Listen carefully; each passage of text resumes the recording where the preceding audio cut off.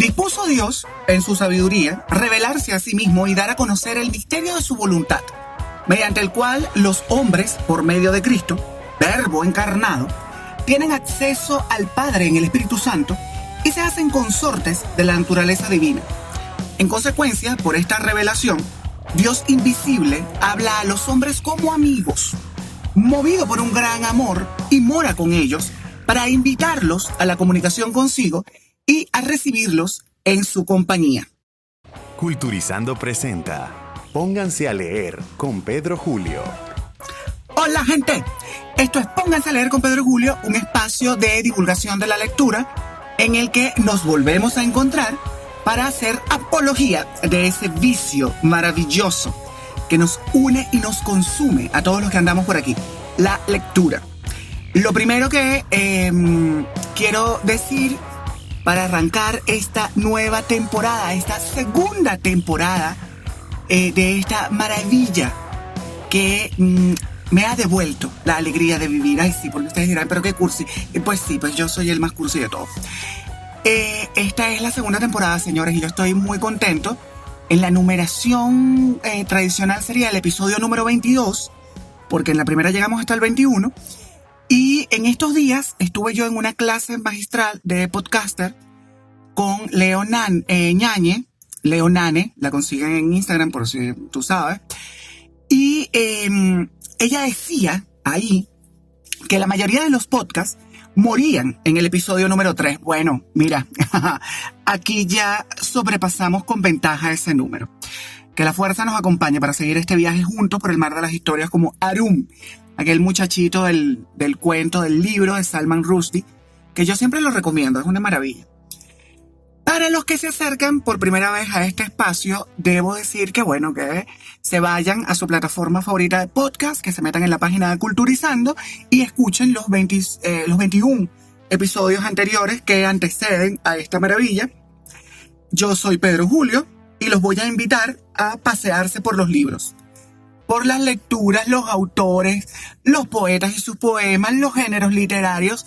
Y bueno, a través de estos meses hemos ido constituyendo una pequeña comunidad de lectores por aquí, y esto yo creo que no hubiera sido posible sin los luminosos Daniela Ormazábal y Federico Capocci de Culturizando, que son dos estrellas en mi firmamento y que hacen posible que Pónganse a leer llegue a ustedes a través de las plataformas de Culturizando. ¿Qué sería de mí sin Culturizando?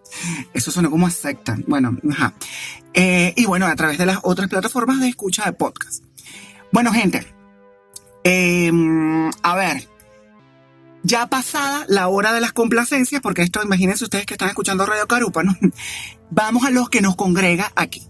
Lo que les he referido al inicio lo he extraído del numeral 2 del capítulo 1 de la Constitución Dogmática Dei Verbum sobre la divina revelación.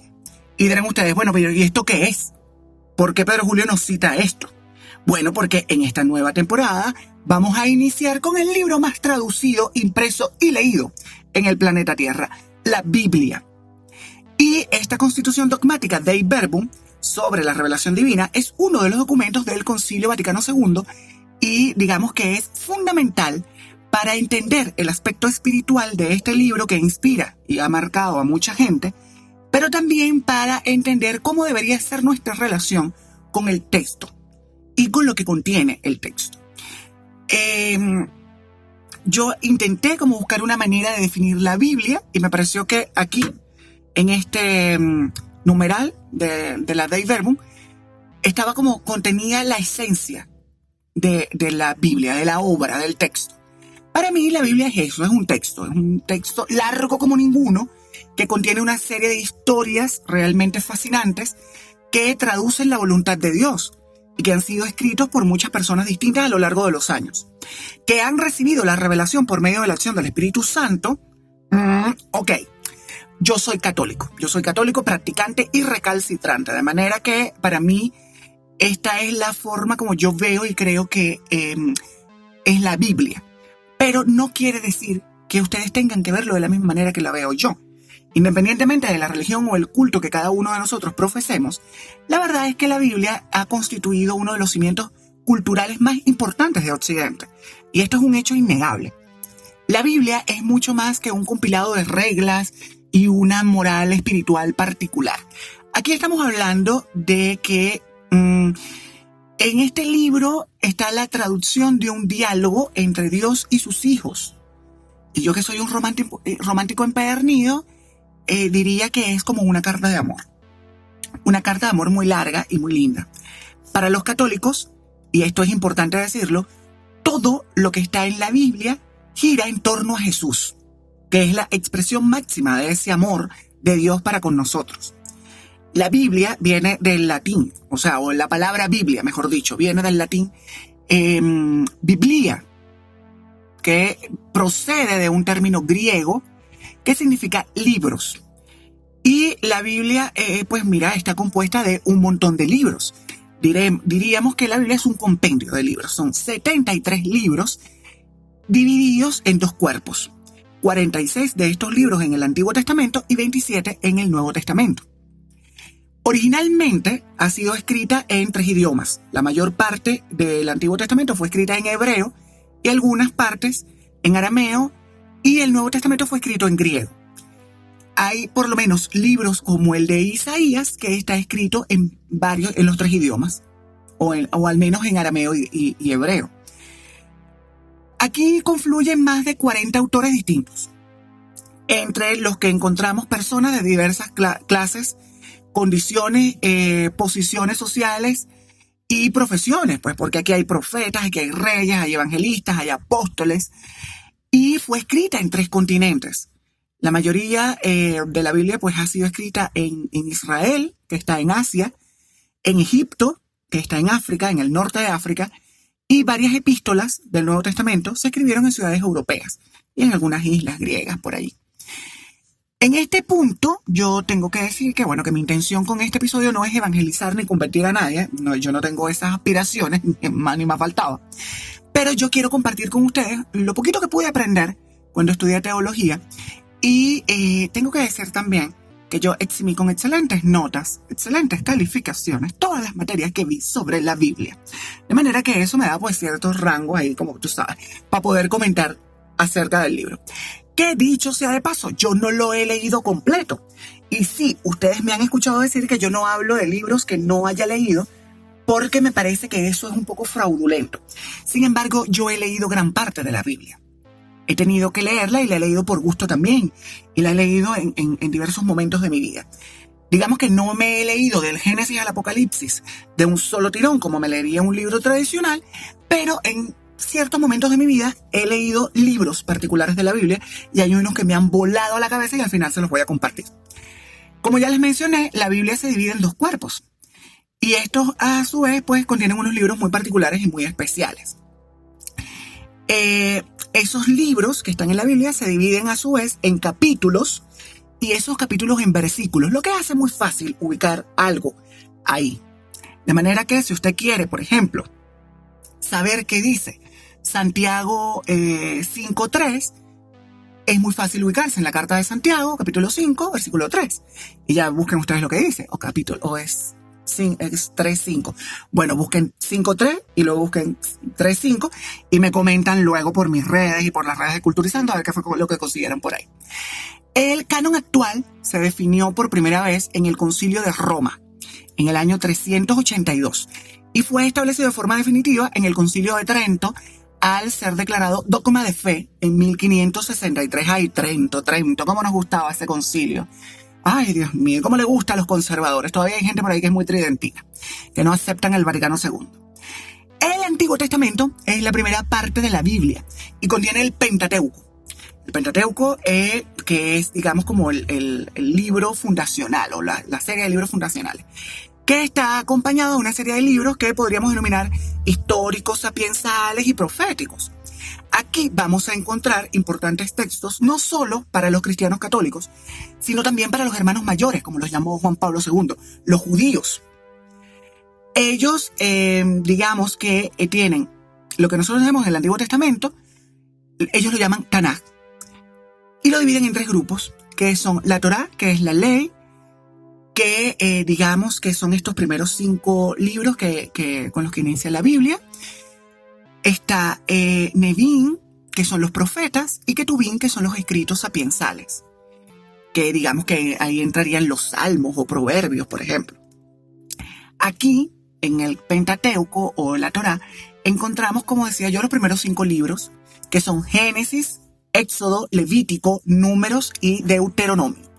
Estos libros a mí me parecen preciosos porque son como la piedra fundacional de la fe y también son, digamos, como el inicio de una larga historia que no se ha acabado todavía y no se acabará jamás, que es la historia de la humanidad. Los hombres somos esto, somos lo que está aquí escrito. Somos nosotros en nuestra relación con un ente superior, que yo lo llamo Dios, pero usted puede que lo llame energía. Somos el conjunto de las relaciones que tenemos con nuestros pares, que tenemos con la gente, que tenemos con gente de nuestro mismo sexo y de sexo distinto. Las leyes, porque aquí está el inicio de la cultura jurídica, en todo caso. Digamos que estos 5 libros se le atribuyen a Moisés.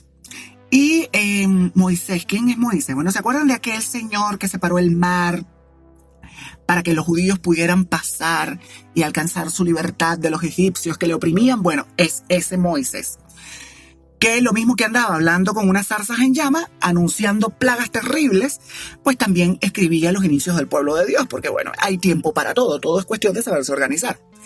También hay libros históricos aquí, como por ejemplo Jueces, Macabeos 1 y 2, que a mí me encanta Macabeos. Yo soy un poquito sórdido, así como soy romántico y cursi, también soy muy sórdido. Y Macabeos hay pelea, y hay sangre, y hay una guerra terrible. Estas Reyes, que me encanta porque luego les comentaré acerca de algunos personajes bíblicos. Y en Reyes está, digamos, como que uno de mis personajes bíblicos predilectos, que es el profeta Elías. Están también los libros sapiensales, como ya lo decía yo, los salmos. Los salmos son libros sapiensales, pero también está Proverbio y Eclesiastés, que son libros que transmiten mucha sabiduría. Uno lee esto, realmente consigue un sosiego y una tranquilidad y a veces un buen consejo. Un buen consejo que siempre es útil y necesario. Y los libros proféticos. Los libros proféticos que se dividen en los profetas mayores, como Isaías, por ejemplo, que se dice que fue escrito por al menos 3 o 4 Isaías distintos en mucho tiempo. Y los profetas menores como Jonás. A ver, aquí tengo que aclarar una cosilla. No es que sean profetas mayores o menores por su grado de importancia. Se le consideran mayores aquellos profetas cuyos libros son más extensos y menores aquellos profetas cuyos libros son menos extensos, son cortitos. Y bueno, y hay un montón de libros de profetas, por ejemplo, de los menores, que son 3 paginitas o 4. Luego encontramos el Nuevo Testamento, que comprende 27 libros en el canon de la Iglesia Católica y está dedicado a la vida, el misterio, la crucifixión y la resurrección de Jesús. Porque si Cristo no hubiera resucitado, vana sería nuestra fe. Le dice Pablo a los Gálatas, creo que se lo dice, no lo recuerdo bien. Y bueno, los primeros años del cristianismo también están contenidos en el Nuevo Testamento. Este testamento tiene los evangelios, que son 4, Mateo, Marcos, Lucas y Juan, los hechos de los apóstoles que narran lo que pasó después de la resurrección, las cartas y el Apocalipsis de Juan, que se le atribuye a Juan. A lo largo de la Biblia, pues conocemos a un montón de gente, un sinfín de personajes que forman parte del inconsciente colectivo. Usted no tiene que haber leído la Biblia para más o menos saber quién es quién aquí. A ver. Insisto, no tiene que ser creyente para conocer quiénes son esta gente y qué fue lo que hicieron. Y aquí no solamente está Jesús de Nazaret, que es el centro del texto. Aquí está, por ejemplo, la Virgen María, los apóstoles. Y en el Antiguo Testamento, pues hay un gentío que cuando los escuchamos nos suenan muy familiares y uno más o menos sabe en qué andaba esa gente. Hagamos un ejercicio. Si yo les digo Adán y Eva, ustedes seguro que dirán, bueno, esos son el primer hombre y la primera mujer sobre la tierra, según la Biblia. Si yo les digo Caín y Abel, que eran los hijos de Adán y de Eva, seguro que más de uno, sobre todo los que han estudiado derecho o son abogados, recordarán a Caín y Abel por ser los protagonistas del primer caso de fratricidio documentado en la historia de la humanidad. En Reyes, por ejemplo, está David, aquel que mató al gigante Goliat y danzaba despojándose de su ropa para alabar a Dios. Aquí yo creo que está la inspiración de Becky G y Nati Natasha para aquella célebre canción que es un himno sin pijama. Pero también está Esther, por ejemplo, aquella reina que, gracias a su heroica acción, los hermanos mayores tienen una celebración preciosa. Está, que creo que se llama el Purim. Está Dalila, que contrario a lo que se cree y a lo que pensarán muchos de ustedes, no fue Dalila la que le cortó el pelo a Sansón. No. Ella durmió al hombre, lo calmó un poco y tal, y luego llamó a un señor para que le cortara el pelo. Y está, por ejemplo, también en el Antiguo Testamento, aquel triángulo amoroso y sobrecogedor entre Lea, Jacob y Raquel. Eso no tiene desperdicio, eso hay que leerlo, de verdad hay que leerlo. Pero quizá mi favorito de todos los personajes del Antiguo Testamento es Elías, como ya lo mencioné, el profeta Elías, que se considera el inspirador de los carmelitas, la orden de los hermanos de la Bienaventurada Virgen del Monte Carmelo. Nace porque los caballeros templarios, después que acabó la cruzada, bueno, los caballeros templarios no, los caballeros cruzados, después que acabó la cruzada, no quisieron volver a Europa a vivir aquella vida de matanza, muerte y desolación, sino que se quedaron en el Monte Carmelo para vivir como Elías. Y a mí eso me parece precioso. Y además Elías ha sido arrebatado por un carro de fuego y llevado al cielo. Este es uno de los pasajes más lindos del libro de Reyes. En el Nuevo Testamento tenemos, bueno, la presencia fascinante de María de Nazaret, la madre del Hijo de Dios. Pero también está María Magdalena, que nunca fue prostituta, por ejemplo. La Biblia en ninguna parte dice eso. La Biblia lo que dice es que, bueno, Jesús la expulsó a unos demonios, luego ella fue una discípula destacada y fue la primera testigo de la resurrección. Pero hubo cierto papa, que no voy a nombrar, que decidió, digamos como, no sé, sacar el chisme ese de que María Magdalena era una prostituta, la difamaron, la convirtieron, digamos, como en un sinónimo de esa profesión muy antigua, y luego pues se dieron cuenta del error un montón de años después, pero el mal estaba hecho. Mucha gente, cuando yo le digo que no era prostituta, me riñe, me pelea y me lleva a la contraria. Y a mí me parece una cosa muy tierna, porque yo digo, bueno, pero es que yo esto lo estudié. Yo no digo que el burro es negro si no tengo los pelos en la mano. Luego vino Benedicto XVI e intentó de alguna forma, con un libro que escribió, decir, mire, ya no siguen creyendo eso. Esa señora nunca fue prostituta, jamás. A ver, ¿quién está por aquí? Están los apóstoles, por ejemplo. Los apóstoles. Y aquí tenemos a Pedro, la piedra sobre la cual Cristo edificó su iglesia, que era un tipo impetuoso, un tipo, tú sabes, bonachón también, pero era muy imprudente. Yo siempre he pensado que Pedro era oriental. O sea, Pedro era de Carúpano, de Cumaná, de Margarita, por allá. Porque Pedro, mira, siempre andaba pendiente de comer. Él siempre tenía hambre. Era pescador. Y era un hombre muy indiscreto y un poquito escandaloso. También está Juan, el discípulo amado. Yo con Juan tengo como un tema, porque me parece que era muy engreído para mi gusto. Es súper engreído. Y aparte, porque él mismo se hace llamar el discípulo amado. Y aparte Juan tiene como una forma muy particular de escribir y de expresarse en su evangelio, en las cartas, en el Apocalipsis, que yo no conecto con esa manera, pues. Yo soy un hombre que le echo mucha cabeza a muchas cosas, pero también a veces me gusta mucho la sencillez. Y siento que Juan da muchas vueltas que a veces siento que no van a ninguna parte. Pero bueno, en fin, eso queda en libertad de ustedes. Lean los escritos joánicos y luego nos comentamos. Está también Natanael. Natanael es una figura fundamental, porque cuando Felipe le dice, hemos hallado a aquel de quien habla la ley de Moisés y en los profetas, es Jesús de Nazaret, el hijo de José. Natanael le respondió, bueno, pero ¿acaso puede salir algo bueno de Nazaret? Y Felipe le dijo, bueno, ven y verás. Y cuando llegó Natanael con Felipe a donde estaba Jesús, Jesús cuando lo vio dijo, este es un verdadero israelita, un hombre sin doblez. De manera que yo me puedo imaginar que el tal Natanael era un tipo íntegro, decente, honorable. Y a mí me gusta la gente así. Está Pablo, por ejemplo. Pablo. Pablo, que antes de la conversión se llamaba Saulo de Tarso. Y un día una luz cegadora lo tumbó de un caballo y escuchó una voz que le increpaba: Saulo, Saulo, ¿por qué me persigues? Bueno, después de ahí la historia se cuenta sola. Pablo, que cambió su nombre, se convirtió en un apóstol de Jesús, pero muy radical, un tipo muy comprometido. Y bueno, alcanzó la muerte por el martirio por defender su fe, lo que él creía. Hay muchos personajes en la Biblia, gente. Hay gente muy buena y hay gente muy mala. Hay gente que tiene muchas dimensiones, como tú y como yo, y a mí me gusta eso. Ese tema del maniqueísmo no me da mucha nota. A ver, los seres humanos nos movemos por pasiones también. Y a veces esas pasiones no nos llevan a cosas buenas. Por ejemplo, Herodes. Herodes es un hombre malo, malísimo. Pero hay un trasfondo para que él fuera tan malo, malísimo.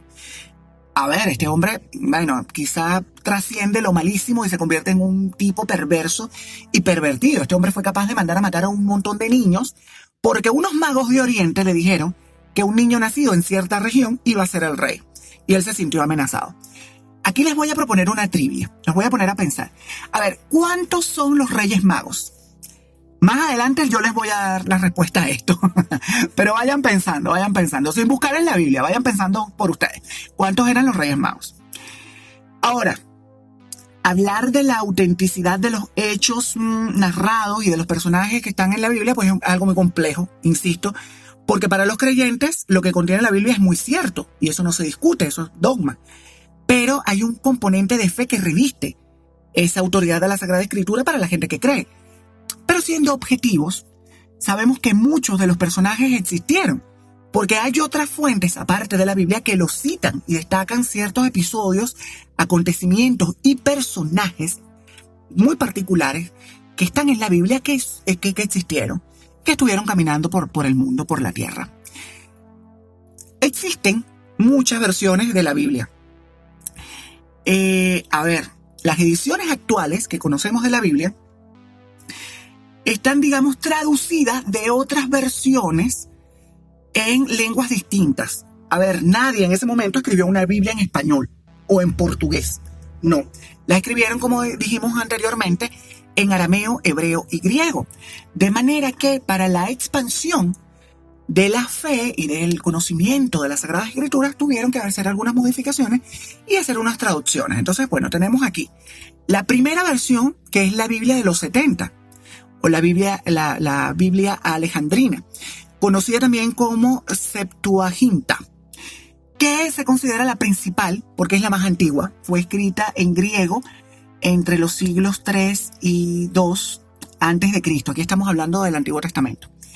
Se llama de los 70 porque, según la tradición judía, se le atribuye a 70 sabios de Alejandría que fueron los que hicieron la traducción del hebreo y el arameo. Están las versiones latinas, por ejemplo, como la Ítala Antigua o la Vetus Latina, que provienen de la versión de los 70, pero, de la versión de los 70 tradujeron la mayoría de los libros del Antiguo Testamento, y del Nuevo Testamento los tradujeron del griego, que era el idioma en el que originalmente habían sido escritos. Esta estuvo en uso en Occidente desde el siglo II hasta el siglo V aproximadamente después de Cristo. Luego tenemos la súper famosa Vulgata de San Jerónimo, que fue ordenada por el Papa Dámaso a Jerónimo hacia finales del siglo IV, por ahí, y esta versión se impuso a partir del siglo VII. Definitivamente era como la versión de la Biblia que había que leer, y se denominó Vulgata porque la intención de la obra era vulgarizarla, es decir, volverla popular, popularizar la Biblia. San Jerónimo la tradujo directamente del hebreo y del griego original al latín, de manera que aquí hay una traducción de estos textos casi sin alteración, muy fiel a lo que decía originalmente el texto bíblico. Tenemos también la Neovulgata, que es una versión actualizada de la Vulgata, a la que se le han incorporado unos avances y descubrimientos más recientes, digamos, en términos de traducciones, de comprender ciertas frases que no tenían mucho sentido. Bueno, los estudiosos siguieron trabajando y siguen trabajando siempre. La gente sigue estudiando y trabajando y leyendo. Y pues bueno, van descubriendo cositas que le han introducido y le insertaron a través de la Neovulgata. Y finalmente está la edición típica de la Biblia que conocemos los que estamos de este lado del charco, es decir, en América Latina. En América, voy a decir América, porque América no es los Estados Unidos como piensan los estadounidenses. América es todo el continente. Esta Biblia, que fue aprobada y promulgada por Juan Pablo II en el año 79, es la Biblia latinoamericana. Y bueno, se hizo con la intención de que sirviera como base más confiable para las traducciones de la Biblia en lenguas modernas.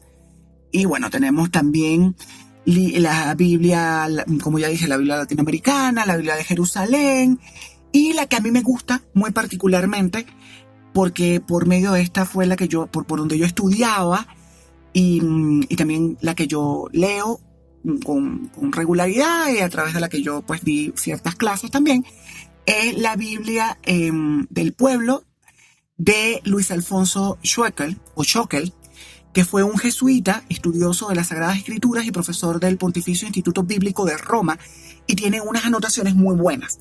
Entonces aquí tenemos, a ver, algunas anotaciones que nos ayudan a vislumbrar con más claridad lo que nos están narrando, esto que nos están contando, tanto desde el punto de vista de la fe, es decir, con aspectos espirituales, como desde el punto de vista histórico y práctico. Y por eso a mí esta de Luis Alfonso Schockel me gusta mucho. Y hay muchas versiones. Yo estoy aquí hablando de la Biblia que yo conozco, pero hay otras Biblias. Están las Biblias de los hermanos protestantes a las que les faltan unos libros, por ejemplo, que no tienen a Judith, no tienen Macabeo, no tienen Esther. Pero bueno, esa es otra historia. Está, por ejemplo, una edición que es como muy popular y que en muchas casas debe haber una del Nuevo Testamento, que pues es eso, el Nuevo Testamento sin considerar el Antiguo Testamento, que me parece que es fundamental leerlo para entender también cómo funcionamos un poquito los hombres, los seres humanos. La Biblia, por ser un texto con tantos años de vigencia, escrito por tantas manos y leído por tantas personas, es objeto de algunas curiosidades o datos curiosos, digamos, que son dignos de compartir. Yo aquí les voy a referir algunos de los que yo me he ido enterando a lo largo de mi vida. Así como mi vida fuera tan larga. Bueno, bendito sea Dios, son unos años bien vividos. Lo primero es que narra a lo largo del Nuevo Testamento alrededor de 40 milagros de Jesús. Son un poco más de 40, la verdad, pero bueno, son alrededor de 40 milagros. Estos milagros incluyen sanaciones, como las de los ciegos aquellos, que después que los dejó con vista, solamente uno volvió a dar las gracias. Eso habla mucho de cómo funcionamos los seres humanos, insisto. La sanación, por ejemplo, de la suegra de Pedro, que cuando la señora se recuperó, se puso a cocinar. Bueno, pero es que era la suegra de Pedro. Esa señora conocía a su yerno. Ella seguro que se dio cuenta que esa gente tenía hambre y no, mira, yo voy a prepararles algo y tal para atender a esta gente que ha venido aquí. Me han sanado y aparte, bueno, se van a quedar aquí un rato. También hay exorcismos, como el de María Magdalena, que le expulsó unos espíritus malignos. Hay resurrecciones, la resurrección de los muertos, que el caso más famoso es el de Lázaro, que era amigo de Jesús. Por cierto que aquí asistimos a la desesperación de la hermana de Lázaro, de una de las hermanas de Lázaro, la hermana mayor de Lázaro, que increpa a Jesús y les reclama. Le dice, bueno, mira, si tú hubieras llegado más temprano, no se nos hubiera muerto. Se nos murió porque tú no te apuraste. Y bueno, Cristo ya luego le resucita y le salva y la deja a ella como así como, bueno, perdóname. Ay, no era mi intención ofenderte, reclamarte de esta manera. A ver, ¿qué más hay aquí? Aquí hay, por ejemplo, esto no podemos olvidarlo, los milagros que tienen que ver con el control de la naturaleza, porque Cristo también controlaba la naturaleza, como por ejemplo cuando calmó aquellas aguas en medio de una tempestad y caminó sobre ellas. Y a mí me encanta este episodio porque aquí también tenemos a un Pedro que impetuosamente decide caminar sobre las aguas hacia su maestro y en un momento de miedo empieza a hundirse. Y aquello es muy cómico, como Jesús le agarra por los brazos. Es un episodio muy bueno y muy divertido. Yo lo recomiendo que lo lea. Otro dato curioso es que si bien la historia que se nos relata arranca con el principio, con la creación, con el libro más antiguo, o el primer libro, diríamos nosotros, que es el Génesis no es el libro más antiguo de la Biblia, sino que es el libro de Job. ¿Se acuerdan de Job? Aquel hombre con una fe y una paciencia inquebrantables, al que Dios le puso un montón de pruebas por artimañas del demonio.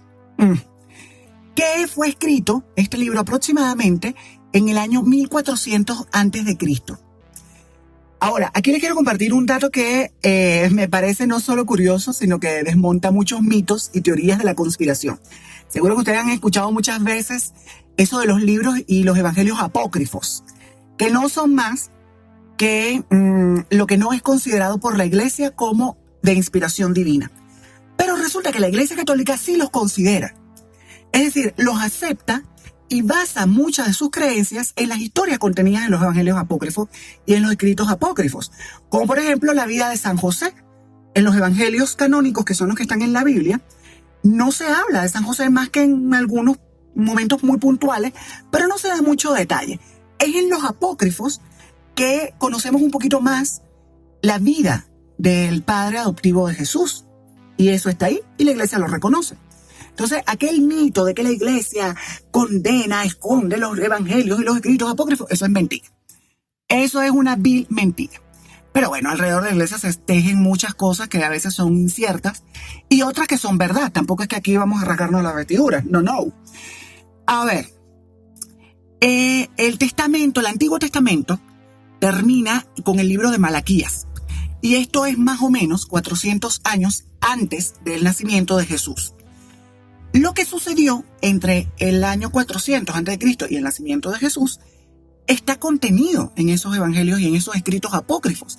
Y bueno, arrojan unas luces muy necesarias para entender algunas cositas por ahí. Son, sin embargo, otras sectas cristianas las que no consideran ni aceptan los escritos apócrifos porque dicen que son falsos de tajo. Y bueno, cada quien tiene sus razones y yo no voy a entrar aquí a discutir eso en absoluto, Dios me libre. Como ya les he comentado a lo largo de la historia, pues se han impreso y editado un montón de versiones de la Biblia. Y resulta que en 1631 salió al mercado un ejemplar en el que se cometió un error de tipeo, un error de impresión. Se comieron un no en uno de los 10 mandamientos. Y entonces, en vez de sentenciar, no cometerás adulterio, aquella Biblia decía, cometerás adulterio. Y bueno, más de uno por este error supuso una venia para seguir ejerciendo sus tropelías y decir, bueno, pero es que esto lo manda Dios. Se lo dijo a Moisés en los 10 mandamientos, en las tablas de la ley. El primer libro, y a mí esto me parece importante y fundamental, el primer libro impreso a gran escala fue una edición de la Vulgata, que fue impresa en Maguncia, en Alemania, en el siglo XV. Y adivinen por quién, adivinen en dónde se imprimió estos ejemplares, porque fue una tirada, una serie de ejemplares de la Vulgata. Bueno, señoras y señores, por el señor Johannes Gutenberg en su imprenta. Sí, señores. Entre 1454 y 1455 se imprimieron y comercializaron las Biblias de Gutenberg en 2 volúmenes, con un total de 1282 páginas. Y de aquellas Biblias solamente sobreviven 48, de las que solo 2 de esas 48 están en el Vaticano, por cierto. Ajá. ¿Ya pensaron en cuántos Reyes Magos había? Ya le dieron a su cabecita y pensaron un poquito en esto, en cuántos eran los Reyes Magos. Pues bien, lo prometido es deuda. Lo primero que les voy a hacer es que les voy a echar un cuento. Cuando yo era niño, en unas vacaciones navideñas en Carúpano, en casa de mis abuelos, yo acompañaba siempre a mi abuela a esto, que era una fiesta que hacían ella con sus amigas para celebrar el cumpleaños del niño Jesús. Y ahí, bueno, rezaban, cantaban, comían, preparaban unas comidas exquisitas, hay que decirlo también. Y hacían unos juegos. Uno de esos juegos era escribir en un papelito, identificado por el nombre de uno, la cantidad de Reyes Magos. Y, bueno, el que más se acercara iba a ganarse un premio. Ese premio yo me lo gané. Pero no porque yo me supiera la respuesta, no. Mati me lo sopló. Mati me dijo, escribe en el papel, no se sabe. Y yo, como siempre fui un niño muy obediente, escribí, no se sabe. Bueno, resulta que yo me gané un pudín de chocolate entero para mí, que luego me tocó compartir con mis primos, y un niño Jesús precioso que todavía conservo. Porque resulta que la Biblia no dice la cantidad de reyes magos. No dice cuántos eran. Bueno, ni siquiera dice que fueran reyes. No, dice que le llevaron unos regalos al pequeño, que eran oro, incienso y mirra, pero en ninguna parte dice que fueran 3. Pudieron haber sido 27, 5, 2. Dice que eran unos magos de Oriente, unos magos venidos de Oriente. Y yo cuando leí esto de niño, pensé, ¿de Oriente? ¿Y de qué parte de Oriente serán? ¿Serán de la península de Paria? ¿Serán de la península de Araya? Bueno, no, era del oriente del mundo, no del oriente del país. Bueno, otra curiosidad es que Jesús no era un bebé cuando los magos llegaron. Pero esa bomba la dejo ahí. Recojan ustedes los vidrios, vayan a investigar. Yo insisto cuando repito que la Biblia ha ejercido una influencia notable a lo largo de la historia y ha calado de manera muy singular en la civilización occidental. Esto no solo se debe a su valor como texto sagrado, no. Aquí entra un valor literario, el valor literario de la obra, porque estamos frente a un documento que es excepcional. En la Biblia confluyen muchos estilos literarios, de manera que se presenta un crisol muy rico, muy sabroso de letras, de un montón de letras y de formas de escribir. Desde escritos epopélicos, aquí vamos a encontrar tragedias, al más puro estilo de los griegos antiguos. Hay comedia, porque no todo es lágrimas y sufrimiento. Hay historia, hay muchísima historia, hay biografías. Digamos que, bueno, la más destacada es la de Jesús de Nazaret, pero nosotros sabemos mucho de mucha gente gracias a la Biblia, porque sus vidas están narradas ahí. Aquí hay crónicas también, que este es un género que a mí particularmente me gusta mucho, porque a mí me gusta que me describan cosas. Y en la crónica pues se describen muchas cosas. Y me parece que en la Biblia es muy evocador. También se desarrolla el género epistolar, que más adelante les voy a comentar algo al respecto. Y encontramos cantos que se presentan de forma de alabanzas. Y, por ejemplo, fíjense ustedes, mi canto favorito es el Magnificat. Magnificat, que es la oración de los legionarios de María, que es la oración central de la Tésera, es la Catena Legionis, que se recita con una antífona anterior y posterior que ha sido extraída del Apocalipsis de Juan, por ejemplo. Pero yo creo que mi género, y ustedes no se van a sorprender por esta revelación, mi género es la poesía. Ese es el género que a mí me gusta, la poesía. Y la Biblia está llena de poesía. Es que hay poesías preciosas. Y esta poesía recoge la vida del pueblo de Dios y su relación con él.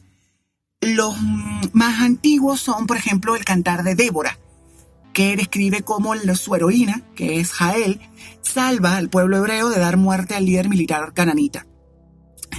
Está, por ejemplo, también el Cantar del Mar, que celebra la destrucción del ejército faraónico egipcio con sus carros de combate y con su caballería, que fueron tragados por el Mar Rojo cuando Moisés separó el mar para que ellos pudieran huir. Y como no todo es épica, también hay romance puro y duro en el Cantar de los Cantares, que es atribuido a Salomón y que le dedicó unos cuantos poemas de amor a la reina de Saba, o de Sabá, que son de una belleza superlativa. Como ya saben ustedes, yo soy el rey de las listas. A mí me encanta hacer listas de todo. Yo hago listas por todo y le asigno puestos a las cosas en esas listas. Entonces, bueno, yo, si necesitan hacer una lista, estoy disponible. Llámenme, escríbanme y yo les ayudo. Y para ir terminando este episodio, yo les voy a compartir mi top 5 de libros favoritos de la Biblia. En el número 5, el Génesis. Sí, el Génesis, porque todo tiene un inicio y este no tiene competencia. Este es un inicio sin igual. La relación de los hechos de la creación está escrito con una prosa magistral. Narra acontecimientos en los que los testigos iniciales son Dios mismo y sus primeras criaturas. El tema de la creación del hombre y de la mujer que levanta polvo y los actos sucesivos que a mí me encantan, por cierto, están aquí narrados de manera preciosa, pues. Y yo hace muchos años que decidí que era creacionista y yo me creo la versión de la creación del mundo a través del Génesis. No niego la ciencia, Yo sé que la ciencia está ahí, pero yo le tengo pavor a los monos. A los monos y a otros seres, pero a los monos particularmente. Y yo prefiero creer que vengo de la Tierra a creer que vengo de un mono, que esos animales me dan un miedo espantoso, inmenso. Pero bueno, cada quien es libre de creer en lo que quiera creer, mientras no haga daño, vamos bien.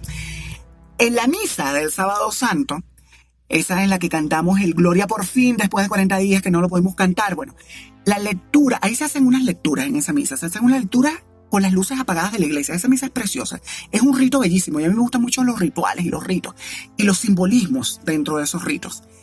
Y ahí se lee la creación y a mí ese era el momento que más me emocionaba desde niño, ir a la misa del Sábado Santo para escuchar el relato de la creación con las luces apagadas en la oscuridad y alguien me lo estaba leyendo. Era una cosa fenomenal. En el puesto número 4 yo tengo aquí las cartas, pero las cartas en general.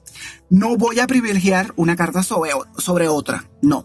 Las cartas. En las cartas, ¿por qué las cartas? Porque las cartas presentan una forma sencilla y muy cercana de la vida en aquellos tiempos.